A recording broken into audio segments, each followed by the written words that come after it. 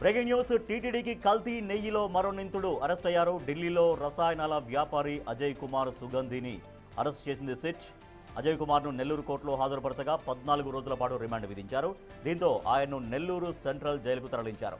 టీటీడీకి కల్తీ నెయ్యిలో వాడిన కెమికల్స్ ఈయనే సరఫరా చేసినట్లు సిట్ అధికారులు నిర్ధారించారు. దీంతో రేపు కస్టడీ పిటిషన్ వేయనున్నట్లు తెలుస్తోంది. కల్తీ నెయ్యి కేసులో ఆయన్ను A16గా రిమాండ్ రిపోర్టులో చేర్చింది SIT.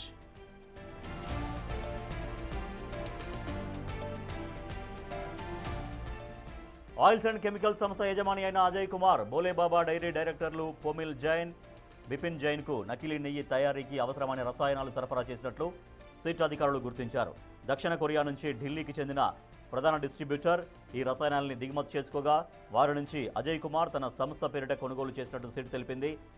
Glycerides, acetic acid, Easter వంటి రసాయనాలను బోలేబాబా డైరీ డైరెక్టర్లకు ఆయన సరఫరా చేశారని, ఆ రసాయనాలతో తయారైన నెయ్యినే వైష్ణవి ఏఆర్ డైరీ పేరుతో టీటీడీకి సరఫరా చేశారని సిట్ గుర్తించింది. నకిలీ నెయ్యిలో 90% పైగా పామాయిల్ కలిపినట్లు సిట్ అధికారులు గుర్తించారు.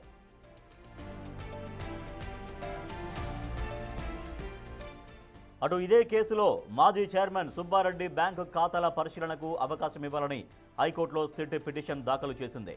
బోలేబాబా డైరీ ప్రతినిధులు సుబ్బారెడ్డిని కలిసినట్లు గుర్తించింది. సుబ్బారెడ్డి పిఏ చిన్నప్పన్ బోలేబాబా ప్రతినిధుల నుంచి 50 లక్షల రూపాయలు తీసుకున్నట్లు సమాచారం.